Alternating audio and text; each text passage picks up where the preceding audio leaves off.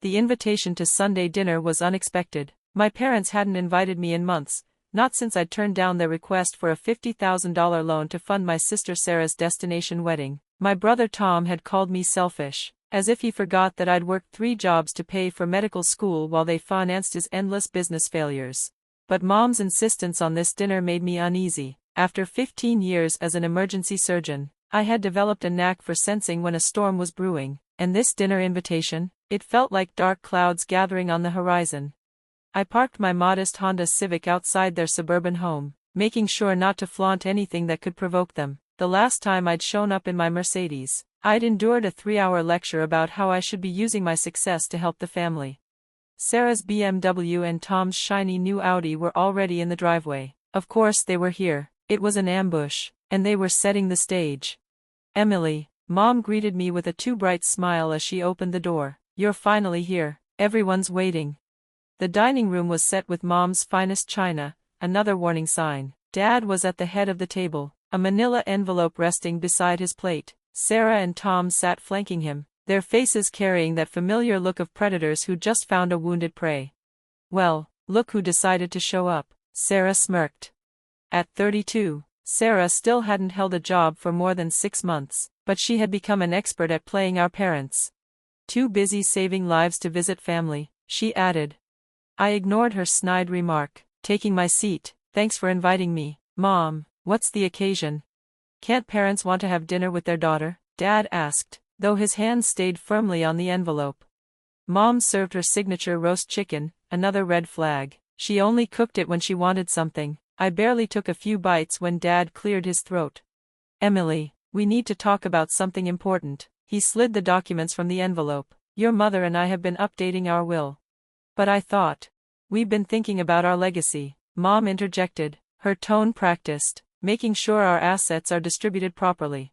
Tom sat up straighter, trying to look serious but failing to hide his grin. Sarah didn't bother pretending to be anything but smug.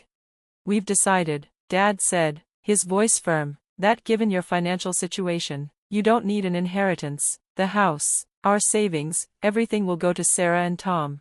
I placed my fork down, the sound of it meeting the plate cutting through the tension. "My financial situation? Well, you're a doctor," Mom said, as if that settled everything. "You make enough money, your siblings need it more." I glanced at Sarah, draped in designer clothes with a new engagement ring, then at Tom, who'd just returned from his 3rd vacation this year. Neither had ever been fully independent, always relying on our parents for support. "Besides," Sarah added with a sweet smile, "you turned your back on the family when you wouldn't help with my wedding. Family should help family." Mom's hand rested protectively on the will, her gaze hardening as it met mine. "You won't get a single cent, Emily, that's final." The room fell silent, each of them waiting for a reaction, tears, protests, maybe even begging. Instead, I smiled. "Fine," I said, standing up. "Then don't ever expect a cent from me, not now, not ever." "What's that supposed to mean?" Tom demanded. I grabbed my purse, my voice steady. "It means exactly what I said. Don't call me when you need money. Don't call me for a medical emergency. Don't call me for anything." "Stop being dramatic," Mom sneered. "Where else would they go for medical help?" I asked, voice cool. "To any doctor who'll see them without my referrals or connections. To any hospital that won't care about my reputation or back their bills. To any specialist who won't be swayed by my recommendations." Their confident expressions began to crumble as my words took hold. "You wouldn't," Sarah whispered. "Watch me." I walked to the door and paused for one last glance. "You made your choice, now live with it."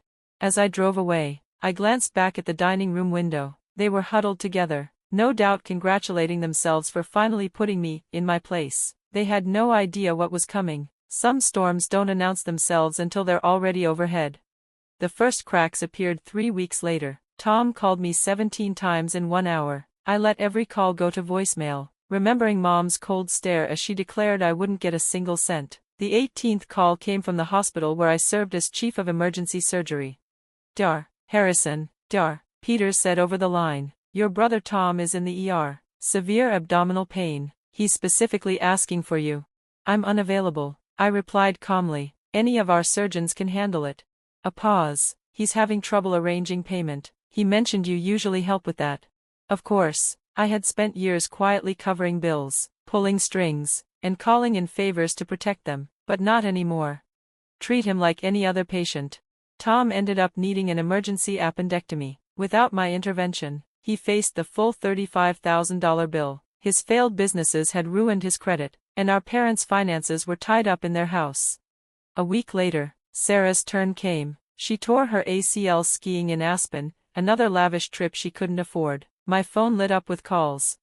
"Emily, please," she sobbed into a voicemail. "The specialist won't see me without upfront payment. Mom and Dad can't help because of Tom's bills. I know what they said at dinner, but I'm your sister." I deleted the message without hesitation. 2 weeks after that, the real emergency struck. Dad suffered a heart attack. Mom's frantic call came at 3 a.m. "Emily, please, your father needs you. The hospital wants $150,000 for cardiac surgery. They won't operate without payment arrangements. He needs the best surgeon." I was already at the hospital. I had been notified the moment he was admitted. I stood outside his room, watching through the glass as machines kept him alive. "The best cardiac surgeon," I said into the phone. "You mean Dr. Williams, who only accepts special referrals, most often from me." "Emily, please," Mom's voice cracked. "We'll change the will, whatever you want, anything." "This isn't about the will anymore," I said softly. "This is about years of treating me like a walking ATM. Years of expecting me to fix everything while you showed me nothing but disdain." "He's your father," she pleaded. "And I'm your daughter, the one you disinherited because she was doing well enough on her own, remember?" Silence filled the line like a deep chasm. "There are other hospitals," Mom finally whispered, defeated. "Yes," I said evenly, "and every cardiac surgeon in this city knows me. They know my work." The realization hit them slowly, their confidence draining with every word I spoke. "You wouldn't," Sarah whispered, her voice trembling. "Watch me." I walked to the door, pausing just once before turning back. "You made your choice, now live with it." As I drove away, I could see them through the dining room window, heads bent in whispered conversation, probably congratulating themselves on their victory. Little did they know, they had no idea what was coming. The worst storms are often the ones you never see brewing. 3 weeks later, the calls began. Tom dialed me 17 times in 1 hour. I let each one go to voicemail, remembering Mom's cold stare when she declared I wouldn't get a single cent. The 18th call came from the hospital where I served as chief of emergency surgery. "Dr. Harrison," Dr. Peters said, "your brother Tom is in the ER with severe abdominal pain. He's requesting you specifically." "I'm unavailable," I replied, my tone even. "Any of our qualified surgeons can handle this." There was a pause. "He's having trouble with payment. He mentioned you usually help with that." Of course, for years, I had quietly managed their medical bills, called in favors, and arranged preferential treatment. Not anymore. Treat him like any other patient. Tom needed an emergency appendectomy. Without my intervention, he'd face the full $35,000 cost. His credit was shot, and our parents' assets were tied up in their house.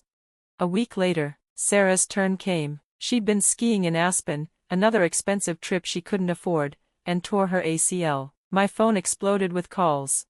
"Emily, please," she sobbed into a voicemail. "The specialist won't see me without payment up front. Mom and Dad can't help because of Tom's hospital bills. Please, I'm your sister." I deleted the message without hesitation. 2 weeks later, the real crisis arrived. Dad had a heart attack. Mom's hysterical call came at 3 a.m. "Emily, please, your father needs you. The hospital wants $150,000 for cardiac surgery. They won't operate without payment arrangements. He needs the best surgeon." I was already at the hospital. I'd been notified the moment he was admitted. I stood outside his room, watching through the glass as monitors beeped around him. "The best cardiac surgeon," I said, into the phone, "would be Dr. Williams. He only accepts special referrals, usually from me." "Emily, please," Mom begged, "we'll change the will, whatever you want." "This isn't about the will," I replied, my voice cold. "This is about years of being your family's safety net, solving every problem while you took me for granted." "He's your father," she said, desperation creeping into her voice. "And I'm your daughter, the one you disinherited because I was doing well enough on my own, remember?" Silence stretched between us, thick and suffocating. "There are other hospitals," Mom said finally, weakly. Yes, I answered, and every cardiac surgeon in this city knows me, they know my work. I hung up, watching through the window as Mom returned to Dad's bedside, her face tired and drawn. Sarah and Tom huddled in the corner, their reality starting to sink in. A nurse approached me. Harrison, your father's labs just came back. It's not looking good. I nodded, thinking of all the times I'd been there for them, how I'd always protected them, only to be repaid with manipulation and greed. Thank you, Jenny. Please ensure he receives standard care protocols. Not your usual premium care instructions? She asked, surprised. No, they made their choice, I said quietly. Now they get to live with it. The next 48 hours changed my family in ways their precious will never could. I watched as they scrambled to find financing for Dad's surgery. Their perfect facade cracked under the pressure. Sarah sold her designer bags. Tom pawned his Rolex. Mom called every relative she could, begging for loans. Williams caught up with me in the hallway.